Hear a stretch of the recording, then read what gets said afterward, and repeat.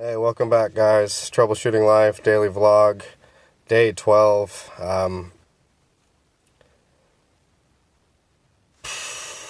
Yeah, I don't know. I lost train of thought there.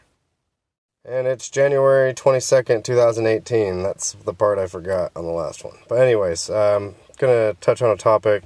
Somebody asked me a little while ago. I forgot to get back to him, but it's about to humanely kill a lobster.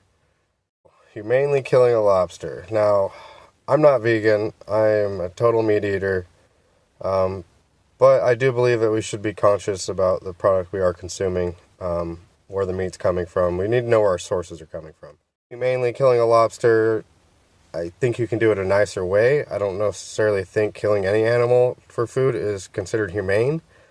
The definition is showing compassion, but I don't see how killing it is showing it compassion. Now, the nicer way to kind of kill a lobster or, get it ready to put it in the boiling water that I've learned is put it in the freezer. You let them put it in the freezer for about 15 minutes and they go into kind of a deep sleep, so they don't really feel anything happen. Now, I don't talk to lobsters, so I don't really know their feelings.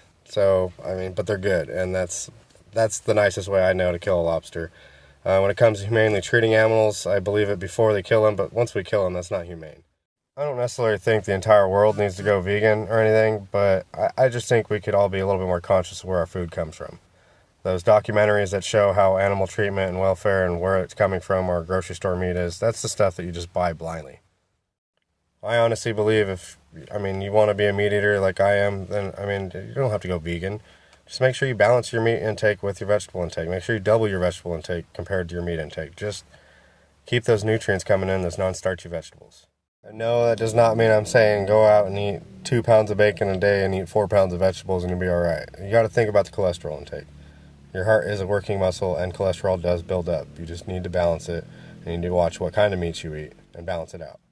I like finding diets and certain fads like that actually have factual and scientific proof behind them that makes sense, and then taking bits and pieces of those and kind of just putting them together to form my own kind of plan. Find what works for you, adapt the plan to fit you. Don't make this drastic overhaul and try to cut out everything in your life that you once had and then try to go on this diet and expect it to work. Like, you're not going to totally just shut down on it. Just be smart about it. Make a good plan. We'll go back inside in a little bit and we'll make some kind of Polish sausage pasta, something. I don't know, probably going to be some kind of creamy pasta. I'll figure it out as I go, see what I have in the fridge, and I'll post some videos. There's also one thing I wanted to touch on from a couple days ago when I kind of confided in you guys and had a rough day about my brother and just reminiscing. I think some got that message a little misconstrued and I want to clarify that was not a cry out for help. That was me celebrating my brother's life. That was me celebrating the memories we made and the strength that he's built inside of me, and acknowledging how far I've come and having a happy moment and thinking about my brother. And acknowledging the fact that, yeah, we weren't blood, but he was there for me. He supported me. When I called, he answered.